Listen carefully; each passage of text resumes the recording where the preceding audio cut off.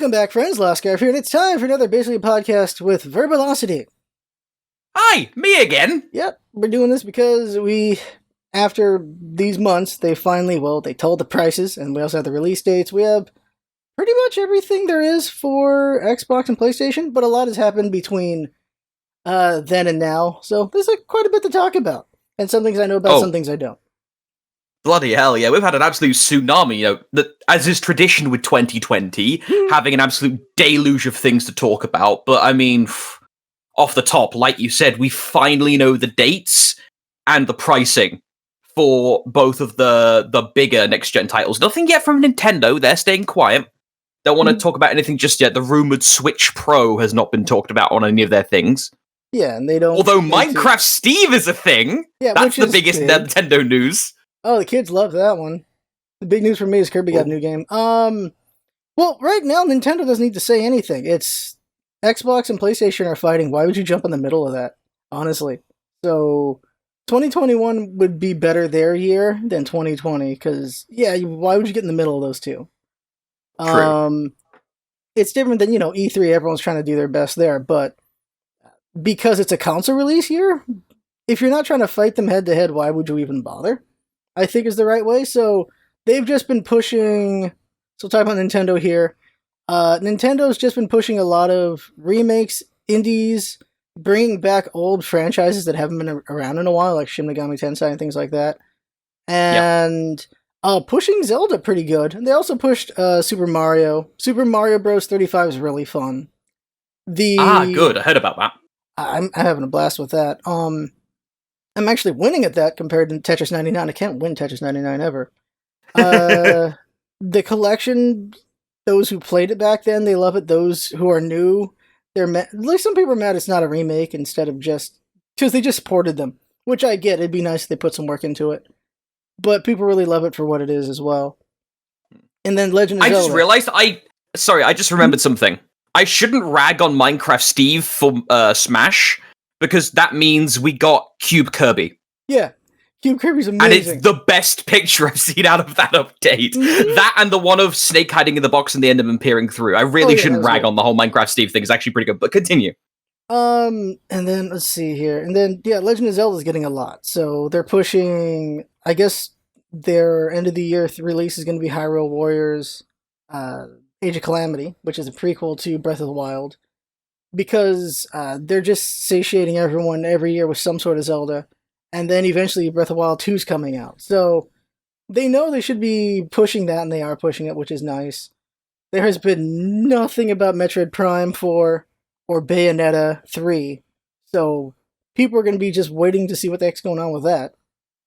But they've had some major releases over the year, but it's really, this year is more PlayStation and Xboxes to just push the console all year. And that's what's been happening. So, not really worried about Nintendo right now. They're still making... They broke the records earlier anyway. Like, in the summer, they broke couple records. They broke... What was it? They broke some console records, but I can't remember off the top of my head what it was. Like, they sold a ton of consoles. What helped a lot was, of course, Animal Crossing. Animal Crossing, during the pandemic, broke some records. I don't remember what it was. I'll look it up now. Mm-hmm. Off the top of my head, I can't remember what it is right now. But they did break some records with the Switch, so they're doing all right. Nothing to worry about with Nintendo. They should just become a software company. What people say. Shoot, I wish I could remember specifics. Here we are. Nintendo Switch broke the Nintendo Wii's year-to-date sales record in the US. Which is extremely... Yeah, that was the record I'm thinking of. That's really impressive considering how good the Wii was at breaking records. And how popular that thing was, too. Yep. Like, it was a good console, underpowered as hell, even compared to the 360 and the PS3, but it was still bloody good. Yeah, because it brought something new.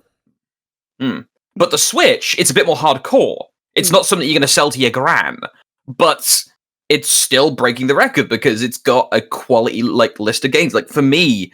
I initially was considering getting a Switch to get Monster Hunter Generations Ultimate. But after playing enough Monster Hunter World and Iceborne on console on PC, I was like, I don't really necessarily have a reason to get a Switch right now. Then they announced Monster Hunter Rise, and Yeah. it looks really good. Mhm. So I'm hoping they announce a Switch Pro, because I want to play that at a good frame rate on my... I'm not going to use it as a mobile platform, which is strange for a Switch, but I would really, really like to see a Switch Pro or something announced. But we're not seeing that. We're in the middle of, the big two are squaring off, and oh my lord, it's been an ordeal, Scarf. Oh my lord. How far back would you like me to start? We can go all the way back to when we last did it. Last time, we didn't even know the prices yet last time we did this. We were that far back. Oh, yes. All right, so I actually have a photo on my phone, because this has come up enough in conversation to where I made a note of it. Let me very, very rapidly scroll through my phone timeline to try and find this, and I can't find it. I probably deleted it. God damn it. No. Either way. So we found out the pricing and the dates for when the pre-orders were to go live and the actual console releases. And I mentioned the pre-orders specifically because, bloody hell, the pre-orders were a shit show. Now, stop me if you've heard this one before as a Nintendo connoisseur, but the pre-orders were botted to hell, immediately resold on eBay on both Xbox and PS4, and in the case of one of the platforms, some of the retailers jumped the gun and did the pre-orders way before the date was actually meant to be. Wow. This specifically happened with PlayStation, because this was just after the PlayStation prices and date was announced. They did a big show. They talked about things that, they showed off Final Fantasy 16, Spider-Man Miles Morales, more Demon Souls remake stuff, and also God of War Ragnarok. Bloody hell, that was a bit. There was a lot of ones in that PlayStation show. And then at the end, that's when they revealed it. And then right after the show, that wasn't meant to be when the pre-orders went live, because PlayStation were doing basically you sign up and get a dedicated pre-order link to avoid people panic rushing sites and botting. But I guess some smaller retailers jumped the gun early. Maybe they were misinformed to how it works, or they just didn't care about the pre-order embargo that they were under. And that caused some of the bigger retailers to jump the gun. And then once Walmart and GameStop and Amazon caught wind of this, they're under embargo. But at the same time, all these other people are doing the pre-order. Why can't we? And so they just, all bets are off them. And funnily enough, there was one small benefit to this of it caught botters off guard to an extent. Because, I'll elaborate later, this was surprise. So more legitimate people were able to get PlayStations.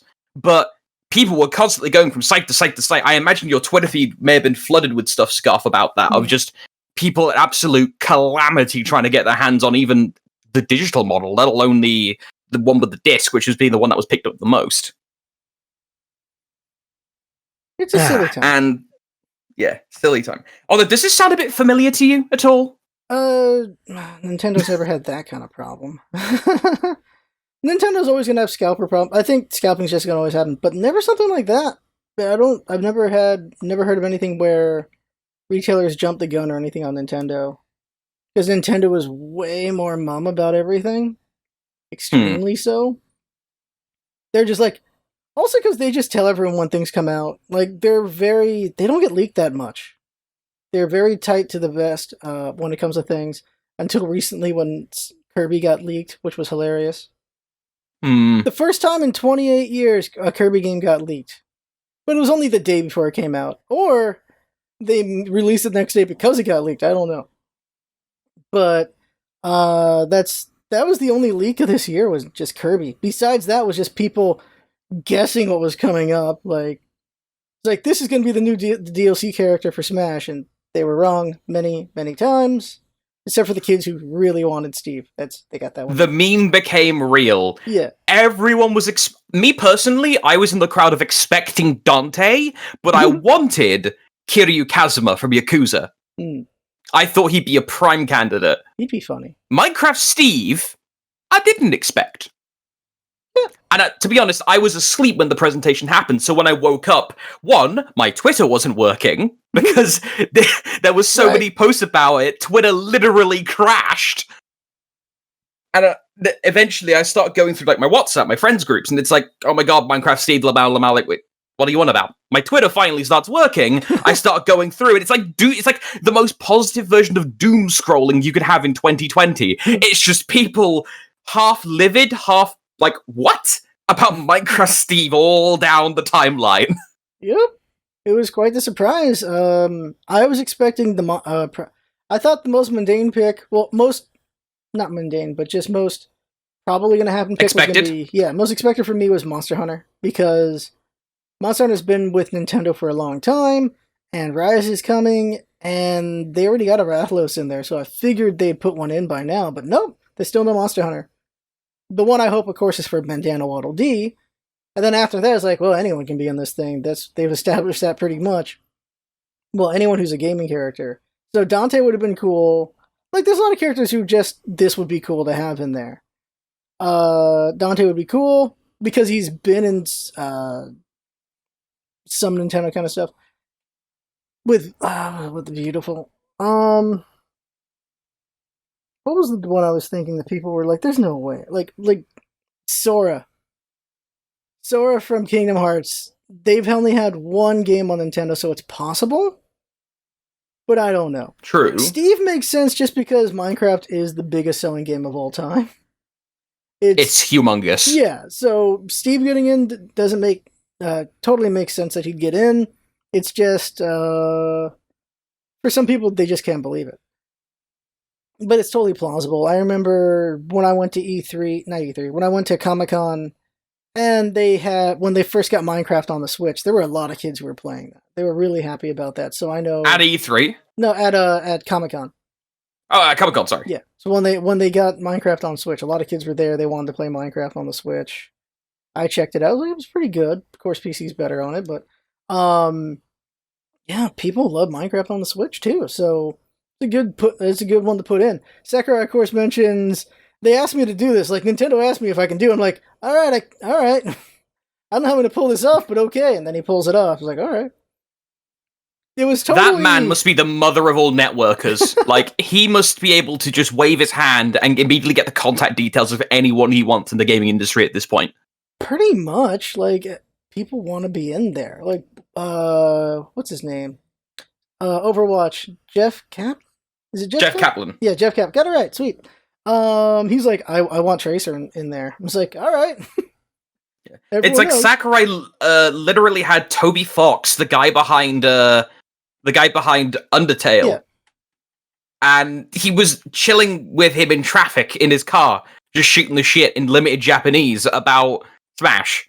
Yeah, and you hear all these weird stories about Sakurai, about what he's done over the years. Like, for someone who's in that position with that much stress for that long, he seems surprisingly composed, and he has, especially with some of the home streams, the Nintendo dev streams at home, he has come into some next level of wholesome, not shit posting. Like, there's one 3-pager I've got on my phone here, and it basically reads, this is a literal quote from the Minecraft Steve presentation. It's just me here. No one to laugh at my jokes. It's lonely. It's lonely. It's lonely. God damn it, Sakurai. Well, he's been in the business since he was 17 or 19 years old. Roughly. And from the start, he made a hit. Like Kirby, he made Kirby when he was 17 or 19 years old. So from the beginning, he was a big hit guy. He made this big hit game, and they had him do major projects since then. So it's almost been 30 years, because Kirby's 28. For almost 30 years, he's been doing major projects his entire existence. That's Sakurai. So that's a man who's been forged through time to just do something like this. He made Kirby, he made the next Kirby, he made Superstar. Superstar took 3 years to make.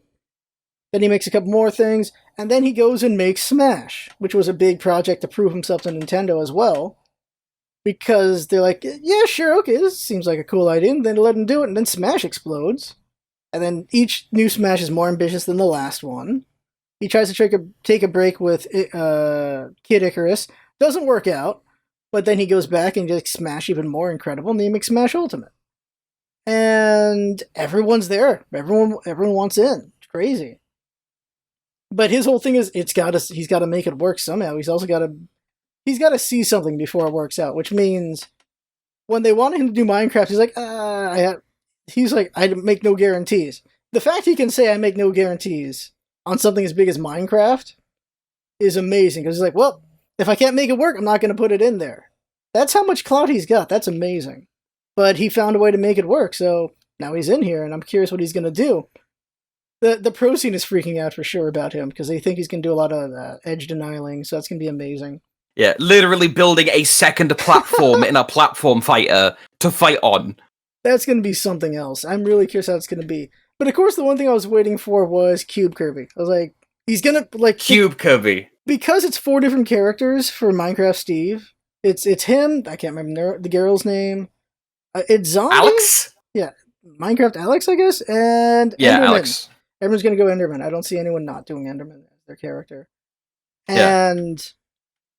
is because they have that, I'm like, okay, Kirby's got to be something that any of them would represent, and so Cube Kirby, which is just perfect. Cube Kirby is perfect. Kubey. Yeah, Kubey, which is funny because April Fool's 2019 from HAL was Cube Kirby. The whole day they just put out a bunch of art of Kirby as a cube. Like they put old games of box art with Kirby as Cube Kirby. They're like, it's always been Cube Kirby. What are you talking about? We're taking a bold new direction, Cube Kirby. And now here we are. It's real. It's funny. Bloody hell. What was it to say? Yeah, and on top, like best animation from that for me. There's many things I enjoyed. One of his attacks literally being just chucking lava down a ledge. Oh, but if he gets slept by Jigglypuff, right. he in one frame builds a bed under himself and just falls flat like a Family Guy sketch. You know how in Family Guy, if someone gets knocked out in like 2 frames, they fall flat? Yep. They don't like fall over naturally, just BAM! The same thing happens. And something about that broke me when he got slept by Jigglypuff. It just slept. It's an amazing thing. It's the little things, just the touches are what make it something that help make Smash special. Because that is hilarious. He's like, bed, because he wouldn't just hit the ground. He needs a bed to sleep. That's how the game works. So you have to have a bed. The fact it's just funny, the idea of Minecraft Steve has the sense of, oh, I'm falling asleep, build bed. All right. In one frame too. He doesn't even have to get the item out, turn, put it down. It's just God, there. He had to. It's funny what they've made him. Just putting out the blocks. It's such a thing that is Minecraft, and I'm glad they put it in there. It's very much there's the character. It's great. It's like the same. I will say they did what they could with a Final Smash. Like, what could you do for an iconic Final Smash with Minecraft? It's like they made a boom house. I get like that's the best they could do, really. Yeah. Like giant plunger sends you into a house that some dude made to troll you with a bunch of creepers inside of it. Yeah. Like what else can you really? Like what else? I guess summon the Ender Dragon. That could have been a thing. The Ender Dragon could have been a thing. Like they send you to the Nether, get hit by some ghasts. There's not too much. I think Ender Dragon would have been interesting because it would be a big map attack, like Mario's big Final Smash.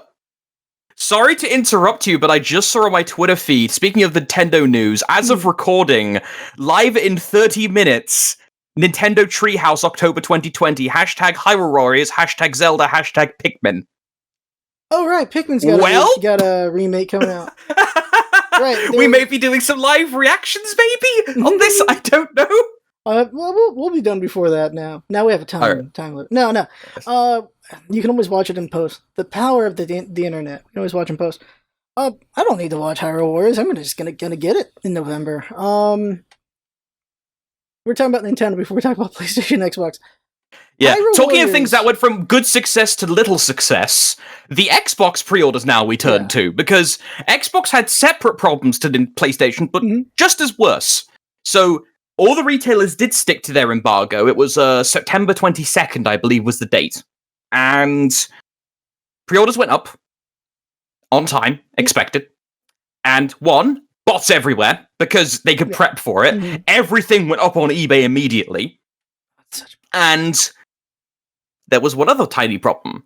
Because Xbox has decided to go with quite a stupid naming scheme, if I'm entirely honest. Right. There was a 370-ish% increase in Xbox One X sales on Amazon. There are going to be some very sad people at Christmas when they open their presents from their friends, families, and significant others and find a 1X, one of these things, and and not a Series X. Yes.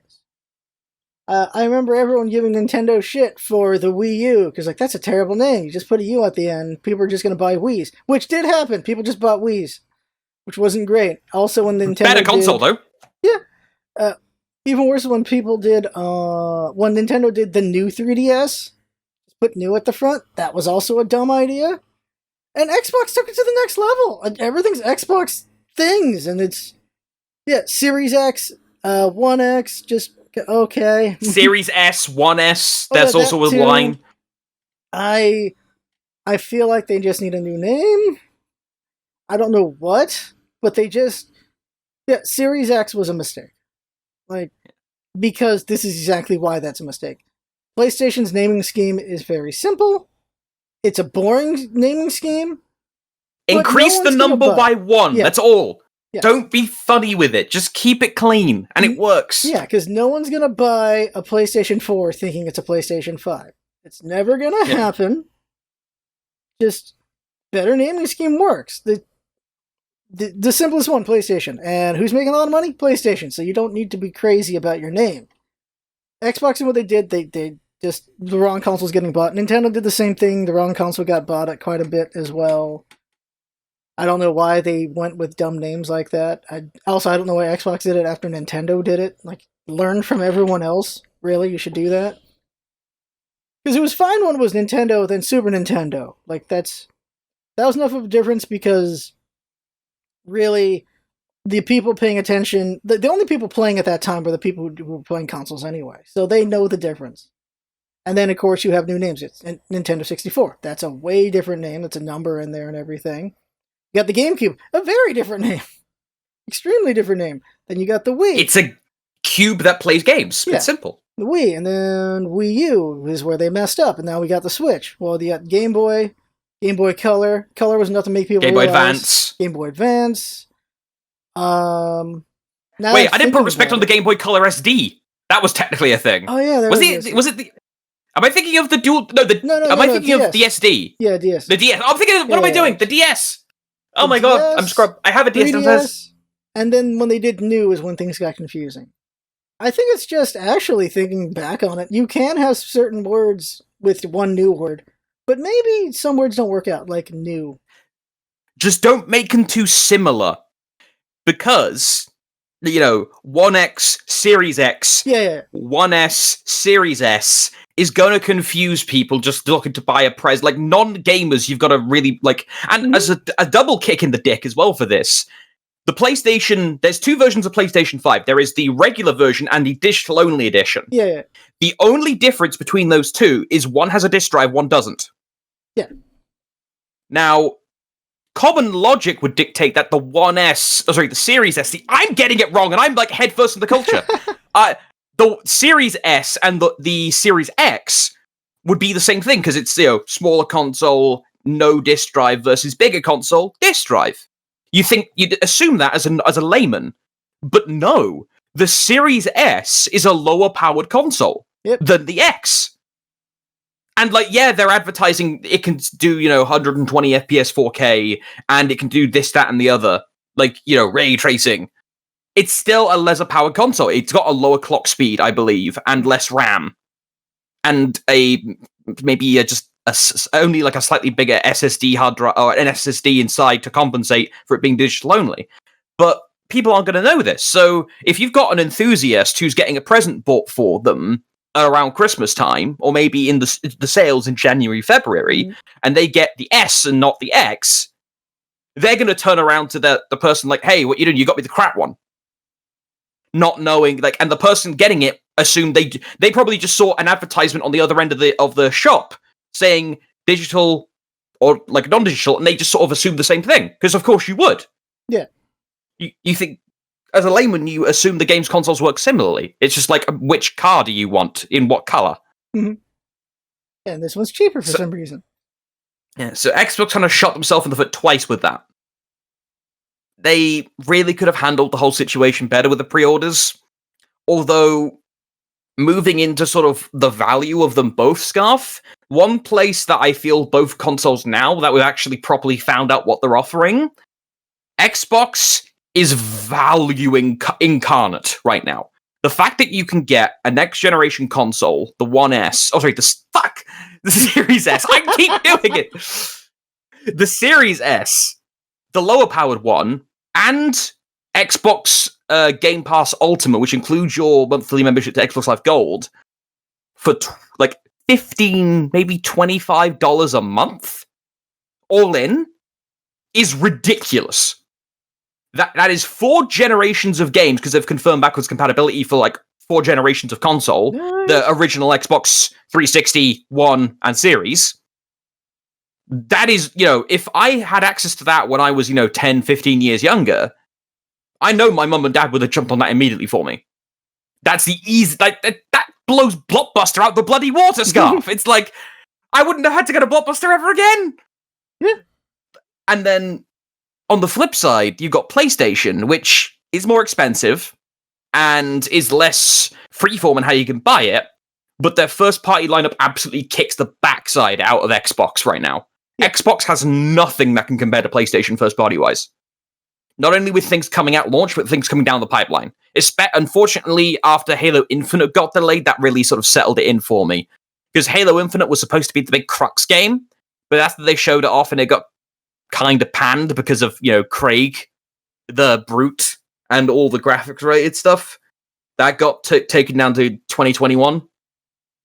PlayStation can just run amok and do whatever they want. Yeah. Like, at launch, what have you got? Stop me if I forget anything, Scarf. Demon's Souls, Spider-Man Miles Morales, everything in the PlayStation Plus collection's confirmed to be backwards compatible.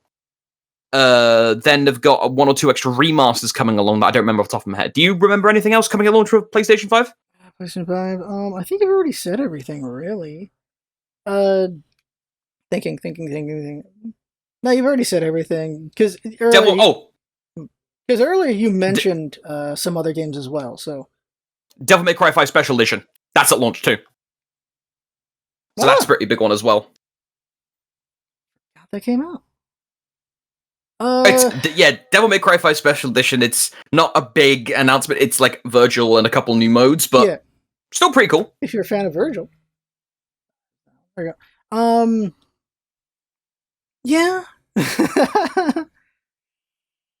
I'd say if I didn't have a PC, I still think it's a pretty good bargain. What the Xbox is doing. It's also makes you curious because of the way they're doing it. It's like 2 months, and then you had the console paid off and everything, and it's making me wonder. I know it's making some rumblings of maybe Xbox will start doing incremental upgrades, like every 2 years, like a phone plan. And it's like, oh, sure, why not? Phone plans work. I feel like for me, what you need is you get a Switch, a PC, and a PlayStation 5, and you have everything. Because what's on Xbox eventually gets over to PC. The advantage, for the most part, yeah. The advantage to an Xbox, though, is you don't have to worry about how strong your PC is, because all those games are going to be able to, the Xbox should be able to run whatever games are on Xbox for however many years this line goes. While the PC is going to have to get upgraded a couple times over to be able to deal with what comes down the generation. Plus the simplicity of it all. Just with Xbox having that ability to go the All Access program is what I refer to for those of you listening who don't know exactly. The All Access program is what allows you to get the console at a monthly installment plus Game Pass Ultimate. To just get a box that you can get from a store, because it's brick and mortar only, like GameStop, Target, Best Buy in the US, Game here in the UK. You get it from there. You can go get it, bring it home, plug it in, boom, done. Your next gen. The simplicity is the key there. That's also true. So I feel like I think Xbox is doing the right move, being the value pick over PlayStation. I just think that's the right move, because when it comes to like you said, the exclusives, when it comes to the first party stuff, no one's beating PlayStation right now. No one's going to be beating that. There's between those two, because obviously Nintendo I feel has good stuff, but between those two, Xbox ain't beating PlayStation. Xbox does have good stuff. They don't not coming have good down the stuff, pipeline. but- That's the important thing. Yeah. I only say that because I'll talk about it later, but they've bought an awful lot of studios Yes. recently. Yes, But finish your point. I'm sorry for interrupting. Okay, so I think every console's got some good stuff to them, good exclusive stuff to them. So every console is worth buying, depending on what you're into. But I think as far as gaming in general, for value pick between these two, it's Xbox. They got the better value pick because you can do installments if you don't have that much money to drop at one time.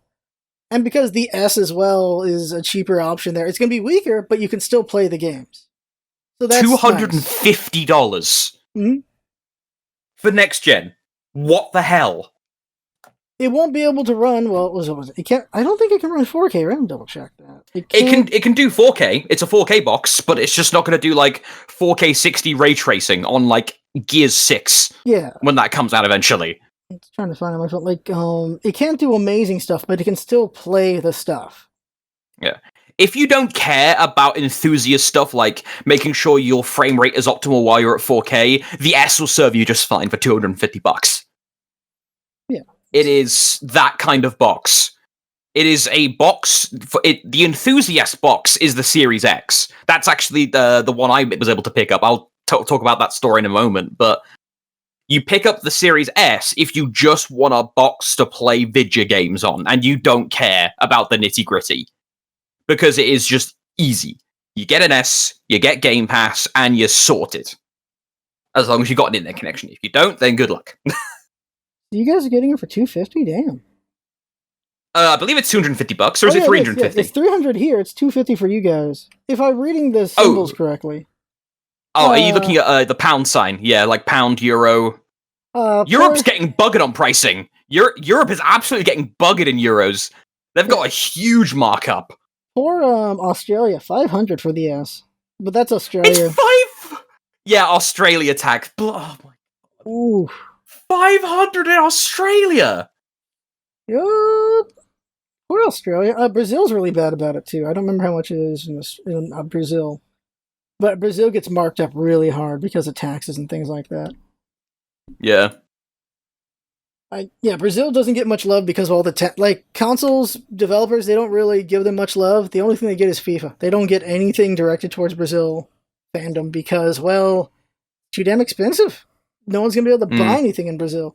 It's like, I think the 360 was $1,000 or the One X was $1,000. That's asking a lot of money. But so the S is $300 here. It's $250 for you guys. That's a good deal. That's a really good deal if you just want to play the stuff. If you don't want the prettiest graphics. And I'm just thinking back to when I managed to get, because I have a bit of a weird story when it comes to when I was able to get my pre-order in for the Series X, because that's the first console I'm going to be going in on, because that's my sort of home quote-unquote platform. So the pre-orders started at about 9 a.m. British time. Okay. I'm usually asleep at that point because I have a degenerate sleep schedule. So I was sat there moaning to myself about how I'm not going to be able to get the pre-order in unless I completely wreck my sleep. But fortunately, one of my family members overheard me, specifically my lovely mum, and she was willing to get the pre-order in for me on her Amazon. So I was like, all right, cool. I just gave her the instructions and then I went to bed. And I expected to wake up my normal time of 2, 3 p.m. in the afternoon. But I get woken up at 20 past 8, 20 past 9, whenever it was, by her, saying I need some help here. The website's broken and I need help. So I, in my sleep, deprived self, just reach over to here on my desk, grab my phone, just get onto Amazon, type in Xbox Series X and click it. It's available. Hit buy. It works. Put my pre-order in. Get my email. I'm locked in. It's oh, I got it, Mum. Thanks. Love you. Bye. And go back to sleep. Mm-hmm. And then I wake up, and check my timeline once I've had a bit more sleep, I basically walked through World War III of pre-orders. Like, imagine being able to mindlessly walk through Black Friday to get exactly what you want and walk out. Wow. That's basically what I did. Because I guess I got in at the exact moment a fresh batch of Series X's came up on the website on Amazon. Because I could get it, like, Series X. Okay, it's there. Pre-order. Got it. Boom. Orders in. And I'm looking through my timeline. It's just utter pandemonium. Especially from the US side of things, but also in the UK. Mm. Like, it just no one could get anything. Wow. Nothing. So I had the mother of all luck basically sleepwalking through Black Friday. Wow. And that I am an, as they say, a lucky bastard. Walked right through that. Wow, that's funny. That is funny. Wow. I'm very fortunate compared to a lot of friends who really wanted one, but they couldn't get it because they'll go to the website, click on the thing. Like, for example, I know this happened with with GameStop, that you literally got put in a queue, but it was an infinite queue. In the code, someone did inspect element, like F12 on Chrome, and checked it. It was an infinite queue. It wasn't meant to let you out. It was just to reduce the load on GameStop's website. Wow. People, they were getting swarmed that hard by bots. And then then we went on eBay when I woke up. There were like Series X pre-orders and PlayStation 5 pre-orders from the days before, because it came after the PlayStation pre-orders, for like $1,000 and up. Ay. It's freaking criminal, I swear. I don't know what can be done about scalpers, but there's something has to be done. I don't know what. PlayStation tried. They tried to do something. They tried to take a trick out of the concert ticket business of having exclusive pre-order links. Like, for example, it's basically next to impossible to get tickets for a BTS concert. But if you are like a fan of theirs, sometimes fan pages will give it a certain amount of exclusive pre-order links. Oh. I believe that's how that works. And you get your link, you get given by like a random raffle. And then when you basically you go into the link and it's a private queue.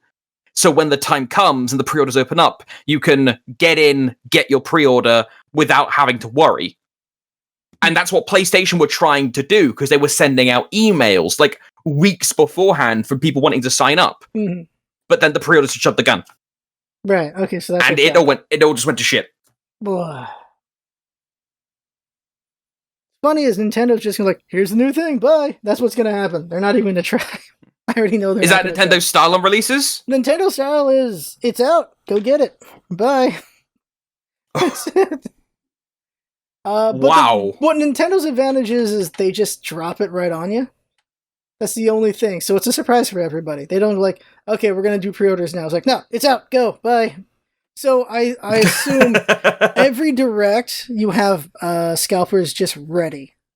They have to be, because Nintendo does that. They'll just oh, hey, by the way, here's a new game. Y'all excited? It just came out an hour ago.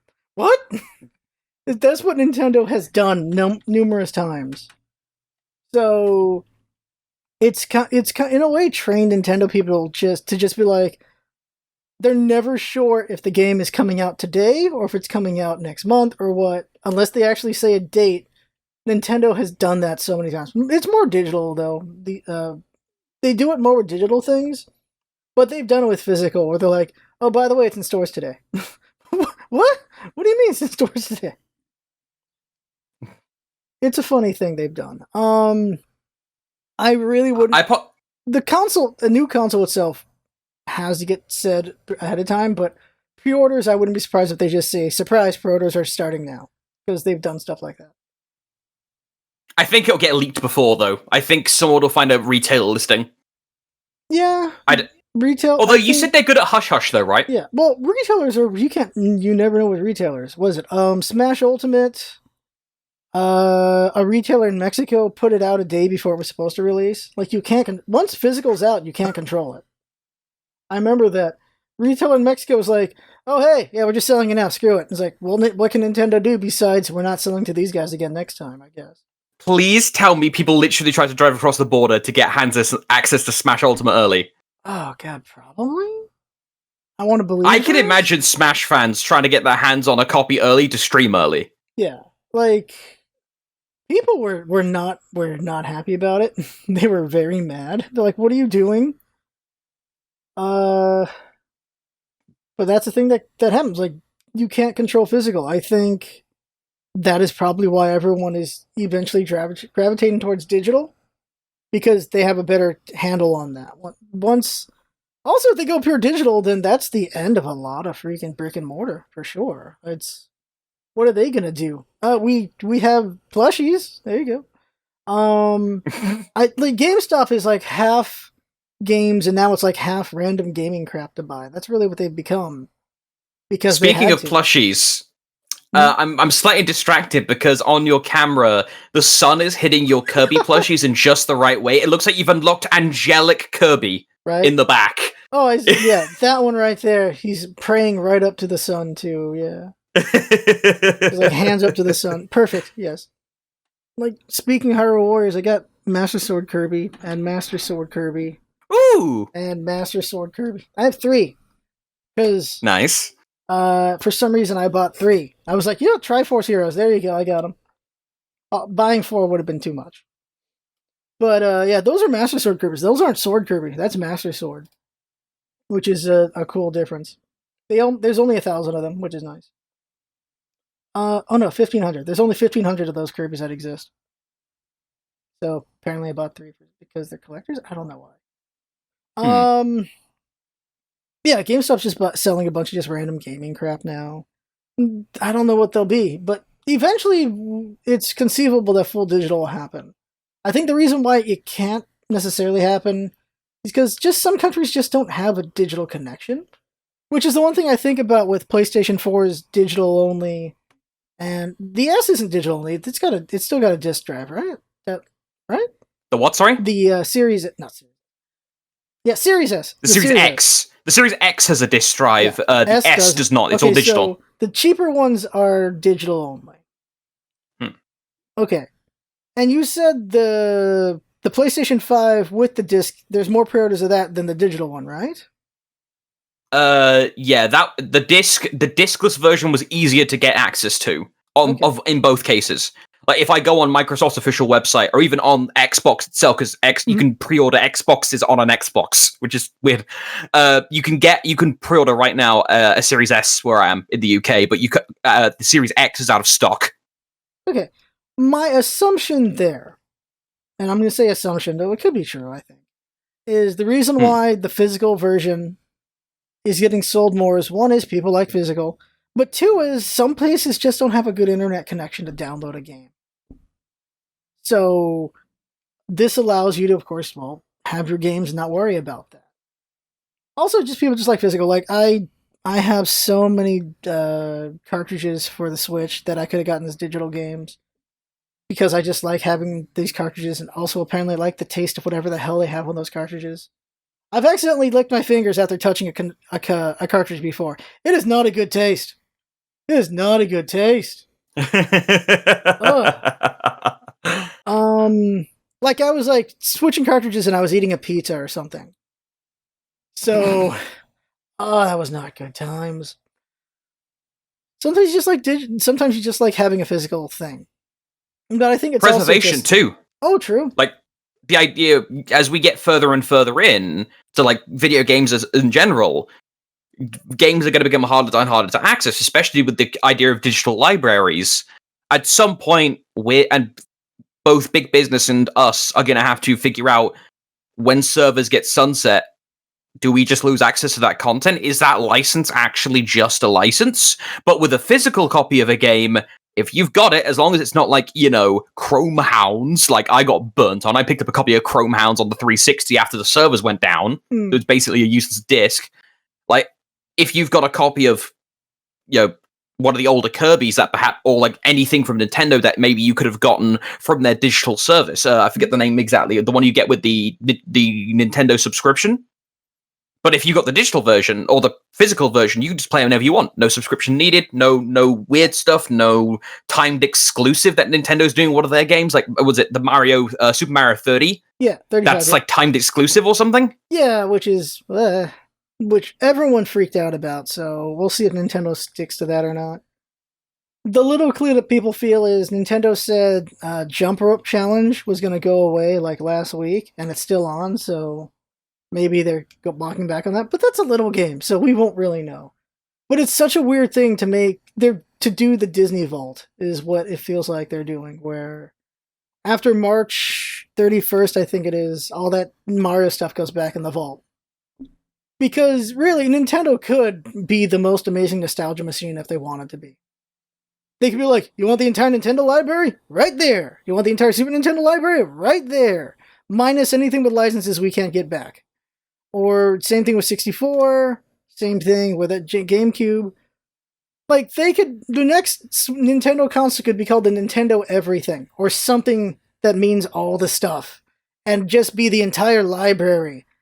And they're making all the money ever. It's like, Xbox has value in the Game Pass. The only thing I think that could compete with the Game Pass in terms of sheer value is if Nintendo came up with their own Game Pass, but for the Switch. Like, if you want the entire history of Nintendo's back catalog in your pocket for $15 a month, that would be a hell of a deal. It'd be amazing. Like, I could see a YouTube channel or even a streaming channel just go like, all right, we're playing every single Nintendo game.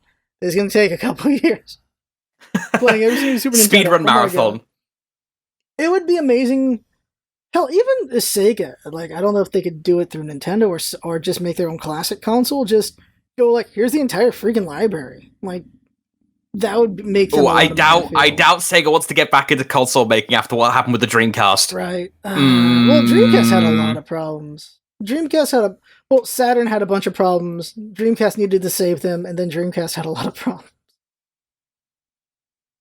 The most unfortunate thing for Dreamcast, I feel, was just how easy it was to pirate their games. In that it was you did not. If you don't know this, all you had to do. No, that was before I was born. Right. Okay. I am old. You just needed a CD writer, and you could copy a game. That's all you needed. That's all you needed. So, all you had to do was just download the game off the internet with someone who has it, and then you wrote it, and then you had the game.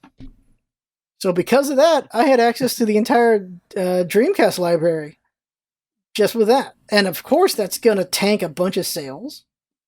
And that was very unfortunate. They just didn't have any real protection for it. Of course, PlayStation, you could do some things like that too to the original PlayStation, but it took a little bit more work. You had to do some extra stuff to get PlayStation to do it. Same thing with PlayStation 2, actually. You could do a lot of piracy on PlayStation 2. But Dreamcast, it was just the easiest one to do. All you needed was a disc writer. That's all you needed. And so I had access to all the hits for Dreamcast. Not good for Dreamcast. I'm sure other things hurt them as well. I don't know the full history. I knew it at one point. I don't know it now. But it was very easy to pirate Dreamcast, and that hurt them a lot. You can't exactly pirate these little tiny discs. Well, there's probably people who can. There was a lot of work that was done into figuring out and cracking Nintendo's original cartridge back in the day. Because there was it Tecmo or Tenno or something like that? Tecmo, Not Tecmo. Maybe it was Tenno. Because Tecmo was a company that worked with Nintendo. It was it was like Nendo, some word, and someone's going to know the history better than I, where they were making their own Nintendo cartridges, and a whole lawsuit came out of that. So even back then, there was some piracy going on. But cartridges are harder to do. In theory, just because it's a physical thing, you got to do all the work for all that. Well, a disc is you just write it because everyone has access to discs, and shoot, who has access to these tiny cartridges en masse? Yeah, it's not exactly something you can source very easily unless you're buying tons of SD cards. Like, if we're talking the whole SD card thing, the fun that was the old PlayStation PSP, PlayStation Vita exclusive UMD memory. And then the exclusive SD cards for the PSP, or PS Vita rather, that everyone just like basically did the equivalent of unlocking or like jailbreaking their Vitas, so they could get access to just I keep saying SSDs. What's the name of the tiny digital storage things? I forgot the name of them. SanDisk? No, SD SanDisk cards, is micro SDs. Yeah, micro SDs that are bigger than like 256 gigs. Most people jailbroke their PSPs for that. I mean, they did other stuff with it, like being able to run other games on the PSP was kind of cool, because that was a meaty handheld in terms of power. But yeah, I mean, there's still games being made for the PS Vita now, shockingly. Going back, thinking about digital, there are Wii-only digital games, and you can't play them anymore. And they were really fun. So there are these things that we're going to lose to time, and that's very frustrating. I don't know if there's a way that people could just somehow... I don't know how you... Well, there's people who are smarter at technology than I am. And there's probably people who have been able to get into the Wii and get these games. And I need to find them so I can play those games again, because those games were really fun. Because I feel like there's two games I can think of right now that I really enjoy, and they were My Life as a King, not my Life as a King and My Life as an Overlord, and they were both Square Enix games. They're these really fun. They were management games. Well, one was management. Okay, My Life as a King was management, where you built a town, and adventurers would go to the town. They get geared up, so you would sell them gear and everything, and they'd become paladins, white mages, black mages, all that stuff. And they'd go and fight the Dark Lord and things like that. That was pretty fun. It was very enjoyable. So it's all you're managing everything the adventurers need to go do their adventures, to go do the RPGs of Final Fantasy. You're just the town managing all that. You're the king of the town. My Life as an Overlord was a tower defense. Literally. She has this big-ass tower, and adventurers go to these floors to try to get to her, to fight her. And so you're putting in defenses there. And My Life as a King is you're like a little boy king named Leon, and then in Overlord you're like a little Overlord girl, because she's the daughter of the one who got the previous one. And they're both really cute games, but they're also really fun games as well. Like, she had like a Tunberry armor, which was cute as hell. And these were just really fun games that you can only play on the Wii. And they're still on my Wii, but I don't know if you can play them or not. I feel like Square could easily put them on tablet or something like that, but they haven't. Instead, they have whatever that Final Fantasy game is that tries to milk you for thousands of dollars. Oh, the gacha. I've heard about that. I know exactly what you're talking about, but I don't know what it is, like the name of it off the top of my head, but I remember hearing a lot of bad things about that. What's ridiculous to me is they have Chrono... Like, this is the reason why it's also scary if Nintendo were to bring back the library, if they were as bad as Square's about it, because you can get Chrono Trigger for $30. Really? It's a great game, but damn, $30, jeez. Bloody hell. It's a great classic, but I'm not going to put down 30. Then again, like, I've played it a bunch of times. Other people have not, so... It's like the value of whether or not, just because... I can't think of what's a good book. Just because, like I guess, let's say Harry Potter. Just because Harry Potter's like 10, 20 years old, is it not still worth $10? I don't know. Kind of that question of how does art lose value with age? And you could say no, but at the same time, it's an old game. I don't want to pay $30 for it. So well, here's an example for you, like fresh off the presses of my timeline. Looks like a new Lord of the Rings box set has been announced. It is the Lord of the Rings motion picture trilogy gift set. It contains both the extended and the theatrical cuts in 4K, UHD, and digital. It's up on Amazon, pre-order on Amazon for $139 or $140 basically. All right. So is that a justifiable price? Is the question. Like, it's got a bunch of goodies in it, but it's got both cuts of all three Lord of the Rings movies. Is that a good price or not a good price, considering how old the movies are? So it comes down to, well, it comes down to the features they added. That's why you always have to add new features to it. Is that worth the price? So they made it, I already forgot the word you said. They just made it look nicer, right? They prettied it up. Like there's bits in it. There's a literal ring inside the box, like an actual one ring. Oh my god! And there's both cuts on multiple discs. It comes back to that idea of, you can pay $30 and get Chrono Trigger on your phone. Yeah. Nintendo probably sees a lot of people bought that, so in the future, will they want to do a Game Pass style $15 service for those kind of first party ish titles? Yeah. And that question of value is also something to maintain about the Game Pass because, segue, Xbox bought a absolutely stupid amount of studios recently, including ZeniMax. Which I say ZeniMax specifically because ZeniMax is the company that has a bunch of studios under its umbrella, including, but not limited to, what is it? Off the top of my head. Actually, I'll say off the top of my head. I could just find the article on Reddit. Hang on. Sort by past month. There we are. Okay. So it's Arcane Studios, people behind Dishonored. Nice. And Prey, which is big already. Then you've got ZeniMax Online, which is Elder Scrolls Online. That means Elder Scrolls Online is an Xbox product now, potentially, even though it is on PlayStation. Yeah. You've got Machine Games. I don't know off the top of my head what Machine Games do.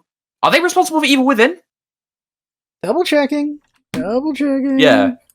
Machine Games is listed on here, and I'm not immediately familiar with them, but I have heard of the name before. Here. Machine Games helped out with Wolfenstein. Here, get their wiki. Here. Okay. So they've done stuff with ZeniMax. They're purely Wolfenstein. Oh, okay. They're the Wolfenstein guys. All right. Well, there's also, what is it called? The other, id. There's also id, of course. Yeah, it's id Bloody Software. You've got Bethesda Game Studios. I mean, do we have to talk about what those two are responsible for? You've got Alpha Dog, Roundhouse, and Tango Gameworks. All three of those as well listed. So all of those combined give Xbox ownership of, just going off their listing here, Dishonored, Wolfenstein, Elder Scrolls, Fallout, Doom, Starfield, Evil Within, and Prey. Yeah, and then anything else coming up the pipeline as well that we don't know about.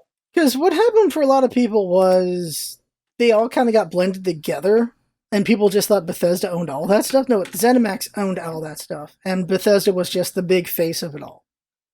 Yeah. And because when they did Bethesda stuff, they would also talk about Wolfenstein. They would also talk about Dishonored. They would talk about all these other things while Bethesda was doing all the talking. So everyone was like, Bethesda owns all this? Like, no. ZeniMax owns all this. It's just Bethesda is the face. And so all these products, I'm very curious to see what they'll be doing. Like, obviously, there's going to be some sort of amazing first-person shooter, considering what we're seeing here. So, they have to make, they have to make good exclusives for Xbox themselves, but they've always been, they're on everything. Because I remember the joke was, there goes Skyrim getting on more consoles. There goes Skyrim getting on PS5. I think that was the joke. Skyrim Special Edition will no longer be relaunched for the 8th millionth time on PlayStation 5, because it's Xbox exclusive. But they better make sure they make some good games, because I actually found out the price, and oh no, it's expensive. Do you want to guess? Do you know what the price is for the buyout off the top of your head? $3 bill? Higher. $6 bill? Higher. $9 bill? 7.5 billion. Okay. Because Star Wars was sold to Disney for like $8 bill. So if Bethesda made more than Star Wars, jeez. Less, actually. I'm looking through like the Reddit section here. 7.5 billion is 3 times as much that Microsoft paid for Minecraft. Minecraft was 2.5 billion, and this is 3.5 billion more than what Disney paid for Star Wars. I swear they paid $7 billion. All right, I got that backwards. It's even 1.5 billion more than what Activision paid for King. The guys who made Farmville and all the Facebook mobile games, the ones that are billion, like Clash of Kings is King as well. Like this is a lot of money Microsoft have dumped into ZeniMax. So while they are actually honoring some of the PlayStation exclusives coming down the pipeline to do with Ghost something from Oh, that one. Ghostwire. Yeah. Ghostwire is PlayStation exclusive. Mhm. They're honoring that, and there's one more PlayStation exclusive. It's Deathloop from Arcane. Deathloop on console is a PlayStation exclusive. So both of those are being honored by Xbox. Although it will be weird to see a PlayStation game with Xbox Game Studios underneath it. Oh, that's gonna be great. But the eternal question now, Scar, for me is like Doom Eternal 2 or Elder Scrolls 6 or Starfield going to be Xbox exclusive, or is Microsoft going to allow that to go to PlayStation as well? What I'm wondering. That is an interesting question, because that's what I'm wondering too. I feel like they have to make some exclusives to make it worthwhile. But would it hurt them overall? Because now they're making money off these games, not just as a console thing. I mean, not just for their console, but they can make the money off these games on the other consoles. For example, recently, this is something I learnt, Ori and the Blind Forest and Ori Will of the Wisps is like an Xbox exclusive platformer. They're on the Switch! Yeah. That's something I didn't know until recently. Like, Xbox let them go to the Switch! So, precedent is there, like, for non-PC, non-Xbox first-party going. There's a weird relationship between the other consoles and Nintendo. Well, PlayStation's a bit weird with some of its own things on its own. Like, PlayStation, whenever there's multi-console things, when things are on all the platforms, PlayStation will sometimes just not be the only one that's not part of crossplay. PlayStation's weird like that. Yeah. The rumors have always been that the reason why World didn't come to Switch is because PlayStation paid them to not put it on Switch. That has always been the rumor. But at the same time, Nintendo gets its own versions of things, so it's not too bad. But PlayStation is weird where they don't want to do crossplay with everyone else. But also, PlayStation has famously said, we look to Nintendo to do the next thing. We always look at them to do whatever the next thing will be, and then we'll go from there. Because, yeah, the other consoles are guilty of copying Nintendo sometimes. When Nintendo did the Wii, they brought in motion controls after them. Like, that's the thing that happens. Oh yeah, the Rave sticks, the PlayStation Move with the tennis balls on the top. Xbox, on the other hand, doesn't see Nintendo as a competitor.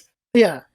Them, on the other hand, don't see Nintendo as a competitor because they're just so different in what people buy them for. So Xbox has had friendlier relationships with Nintendo from what I could tell.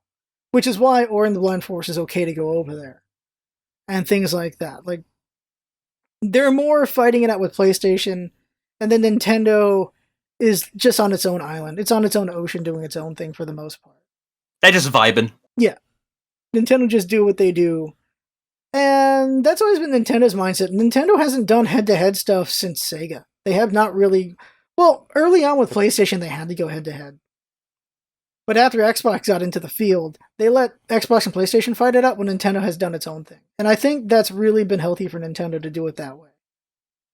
Because it's better for them to just not be in the conversation and make a bunch of money than lose money trying to fight the other two. And it's worked. It's worked out for them pretty well. I think overall, competition has made Xbox and PlayStation both do pretty well too. And we've all had a lot of enjoyment just talking about them fighting each other. Like the last was it PlayStation 4? I think it was PlayStation 4 when Xbox put out their price and then PlayStation 4 comes up next, $100 cheaper. It's like, son of a bitch. That was a big moment for a lot of people, like, oh. And that was the whole online-only fiasco as well at PlayStation, and the famous how to use games at PlayStation video came out, which was just step one. End of video. Oh, that little bit of E3 Schadenfreude I missed. That little bit of fangs. I enjoyed that. So it's very interesting just seeing them go at each other. Because console wars are never going to end. It's always going to be a thing because people like competition. People like sports teams. It's really dumb, but it's also enjoyable at the same time. So, it's cool to see these two go head to head like they do. It's not very fun when they just took way too damn long to just put out their prices. I'm glad Xbox like, here's the damn price already, jeez. I hated that game of chicken so much. Yeah, and then PlayStation's like, okay, here's ours then. And it's like not fun. It's not fun. Xbox's stuff got leaked apparently a week early. Like they came out and said they wanted to do it the week after the leak, but this whole thing got started because the Xbox Series S prices leaked. Oh yeah. How about that? That was the spark that finally stopped the game of chicken. Mm-hmm. So I'm thankful for that. Yeah, and then they're both releasing, I think it's the 10th for Xbox and then the 12th for PlayStation? There's different dates for PlayStation in different regions of the world. Oh, okay, and right, Xbox is November 10th. Yeah, because like here in the UK, I think it's November 19th for PlayStation 5. Ouch. And then in the US, Korea, and a couple other places, it's like November 12th? Yep. Or November 9th, maybe? I don't remember off the top of my head. So 10th, as of the one I'm reading, the 10th for Xbox Series X, and I assume that's here in the US, and then the 12th for PlayStation 5. So 2 days later. Yeah, that'll be the US date. Because I know specifically the PlayStation 5 in the UK and the rest of the world is November 19th. Yeah, so the week after the election for the US, if we're still all here in a week, Xbox Series X. And then 2 days later, so Tuesday, and then Thursday will be PlayStation 5. So they'll be coming out that week, and we're going to see a crap ton of reactions to these consoles. We're going to see... I think we're no longer in the age of the Red Ring of Death anymore, or just anything conking out the first time. Don't jinx it. It's 2020. Shut up. Shut up right now. You're right. It's 2020. You're right. Move on. Do not jinx it for me. Oh my god, you're right. Alright, so... real quick, since we've gone this long, just end it. So... speaking of that, what is the UK's view of what's happening with the US right now? We're literally on fire.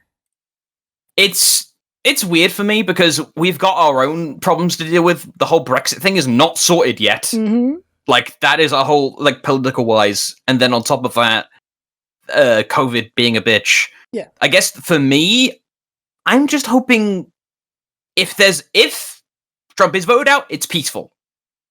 If he's voted in, that it's peaceful. I'm just hoping for peace, because I could see a situation where either way, shit hits the fan real bad. Because Trump has done a lot of really, really bad things. Yeah. And a lot of really, especially recently with COVID. Mm-hmm. So I'm not personally a fan. But at the same time, if he wins the election, that's gotta be peaceful. Like, that's the whole point of democracy. Yeah. I have no idea what's going to happen with that. I feel like there's going to be no peace. Unless the Xbox and the PlayStation sell really well. And then people are too busy playing them. I'm really hoping there is a combination of one, the consoles coming out, but also like some big sporting events happen. Like maybe, I know the NBA is currently doing the playoffs right now. Yeah. Hopefully, because there needs to be something to distract, because otherwise it's going to be a shit show either way. It just depends on how bad the shit show is. It's been a crazy year because people can't be distracted. I think part of it. So, well, new consoles. The only two sports in North America I've seen that have done the bubble well enough, or like the anti-COVID bubble, where players don't leave, like everyone coming in and out is severely checked, is the NBA and the NHL. They've been able to run their actual leagues relatively decently. Yeah. Apart from one or two little bits here and there, but like things like the NFL, like have been completely gimped from what I understand. Here in the UK, the Premier League has had a massively shortened schedule, so it's just go all the time. There's like tons of like way more football games than you'd ever expect. Like I think cricket is still technically going on, I think, but the NBA and the NFL, the NBA and the NHL with their bubbles have done really well, so they've been decent distractions. Yeah. But things like theater, like music concerts, stuff like that's all gone out the window, and it's going to be out the window for a very long time. Yeah, one of the big theater like umbrella companies is looking to bankrupt. So it's like, crap! Well, there's a lot of movie theaters going away. Yeah, that same company. Yeah, it's happening here as well in the UK. So, yeesh.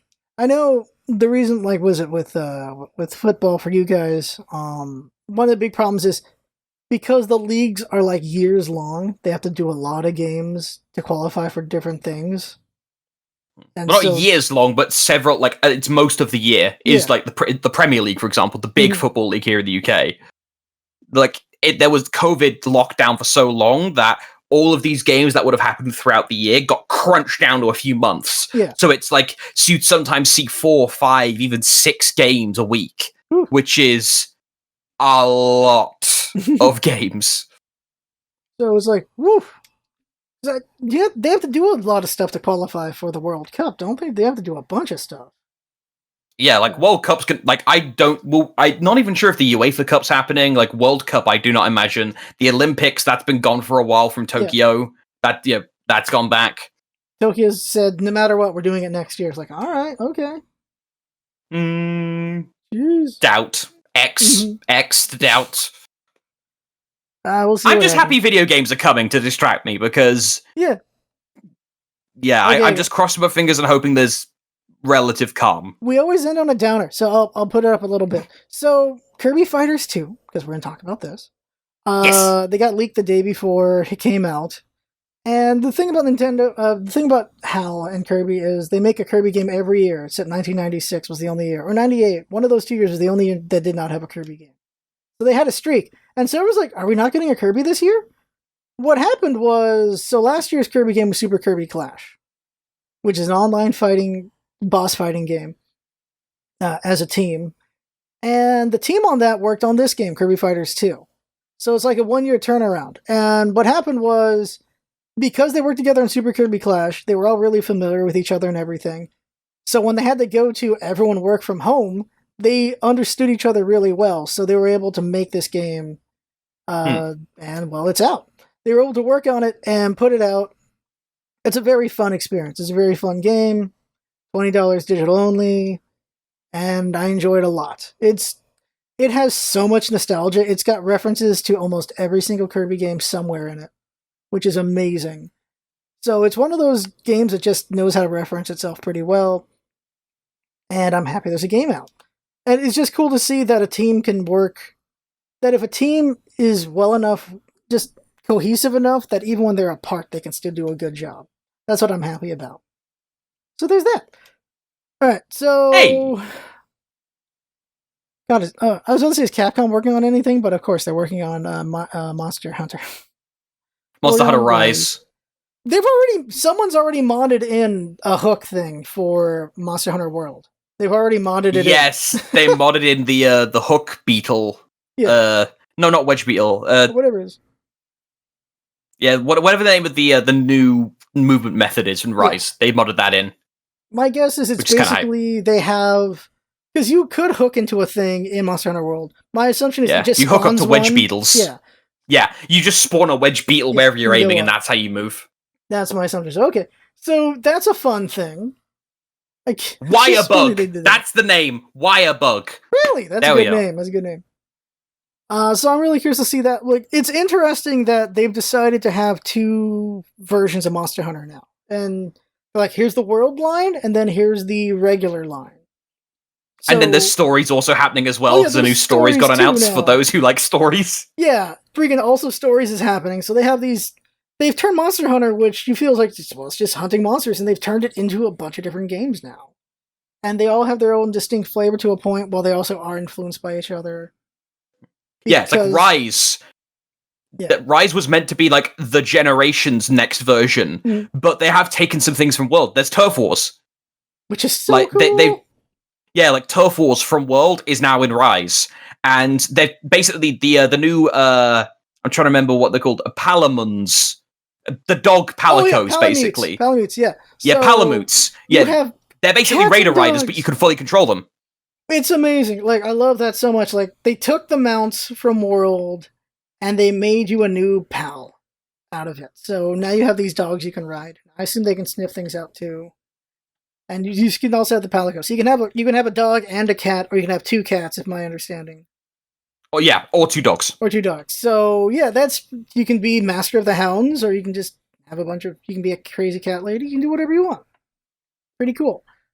I assume you can't just play as a dog, though. You can play as a cat, but I don't know if you can play as a dog. We don't know if there's like because of course you could be a Palico in Generations and Shenmue. We don't know if you can be a Palamute. Yeah. Maybe we'll see, but they've only just started showing stuff off recently. Yeah, like if you can name your cat your Palamute, it's just I imagine people name it Zacian, and I forget what the other one is from Pokemon Sword and Shield. But yeah, I'm happy to see just another thing. And the hooks can be interesting to use, and I assume a lot of the monsters can have things you can hook onto, because why wouldn't you have that be a thing? But I'm really hyped for Turf Wars. Turf Wars is my favorite thing. But one of my favorite things in World was the Turf Wars, because it was so fun watching them beat the crap out of each other. It's just Godzilla up in here. I'm a big Godzilla fan, so just... Oh, you must have loved the Rajang one with Devil Joe. That was literally just Godzilla, getting picked up, and he just no punch. So good. Or like in World, I can't remember the name of the water one. When it grabs onto a Barroth and just wraps all around him. Oh, Geratidos. Yeah, Geratidos. Yeah, the fish. And he just wraps all around him and just crunching him, and then he just throws him off. It's like, oh damn, both were heavy damage attacks. It's a fun game. It's fun to watch that. And so I'm happy to see that's going to be in Rise, and I'll have Rise. Like, Generations is fun. Generations ideas were fun. It's just World was just such a big difference. Especially when it comes to just traveling around, because Generations has each part of the map is a load screen to get. A load zone, yeah. That's something in Rise that's different too now. It's taken from World. It's one harmonious zone, no loading. Which is very good. So I think we're done with load zones. Maybe it would depend on. Hopefully, because that was a limitation. This is Capcom. Capcom working with limitations. They did these zones. That was them working with limitations back in the day. We can also talk about Resident Evil. The doors opening was a limitation thing. Like, you think the doors are there to make it creepy and tense. Like, that's one thing, but it's also because load screen and we're in. That's what those doors were. So Capcom's always been good about trying to find ways around load screens, which is cool. And we'll end it there. Yeah, before we get down another rabbit hole. Yeah, words are hard. Down another rabbit hole. I don't think any of the consoles are dying anytime soon. I think everyone always puts Xbox as the one who's in dying straits. I feel between PlayStation and Xbox, and which is not hard to argue. Like, I mean, what about the Stadia, though? What about the Stadia? What about the Stadia? Speaking of not that, but I just remembered. We'll end on this because I forgot about it already. Squadrons came out of nowhere. I forgot it came out. I need to buy it and play it sometime this week. Is it good? Sorry, say that again? Star Wars Squadrons. Squadrons, yeah. For it being $30, like $35, I'm liking it so far. Campaign was like 6, 7 hours, 8 hours-ish. Had a good time with it. I'm gonna try the multiplayer probably when we're finished here. Nice. I'm having a bit of fun with it though. There's gonna be no updates. Like like Star Wars Fallen Order. Like, I mean, Fallen Order had maybe 2 big patches, but no DLC. It's going to be a similar thing. Okay. So it's not games as a service. Like, the content that is here is the content that is here, which is rare for EA, because EA is all about that games as a service long train right now. I feel like the leash tightened really hard on EA after Battlefront 2. I think after that happened, Disney just yanked on them really hard. That's the only guess I've got, because they've been way more safe with Star Wars, and they've been good games too. But I think once they get enough street cred with Star Wars, they might do something silly again. I wouldn't be surprised, because it's EA at the end of the day. Like, the entire concept of making a lot of money is you keep pushing it until you're allowed to. So we'll see with that. But hopefully we just get good Star Wars games for a long time. I'd be happy with that. So I gotta check out Squadrons. And wait. Okay, now we end. Now we cut before we go any further. I see you tangenting. That's the face you make when you do a tangent. No, stop. Wait. Outro. Can you get Star Wars with the pass on EA, or you just have to buy it? on EA Play, right now, you can do a trial with EA Play, but no, you can't get it just like outright for free. It's not in the vault yet. Okay. Okay, now outro. Okay, now we're out. Now. Okay, so that's it for basically a podcast. The next guest I'm gonna try to get is someone who's been here before, Smidgen, also known as Micah. Hey, who I want to talk to her, get her perspective on things that are happening before the election. And then after her is going to be 2 Prime, which is a guy who knows politics way better than I do.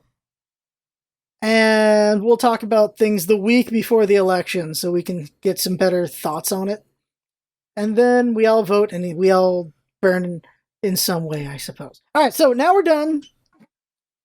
We can't all be Australia at the same time. It'd be bad if we were. Has that fire been taken care of yet, by the way? There's too many fires right now to keep track of. California's still burning. Yay. Global warming doesn't exist? Are you sure? It's warming itself pretty good right now. We're going down the downslope, Scarf. So, like, outro. That is basically a podcast. We'll get Verb on again. I don't know when, but we will. When the consoles come out. Oh, that'll work. Yeah, that'll work for sure, because then whatever shit show comes out of that, because it's always a shit show. It's never not.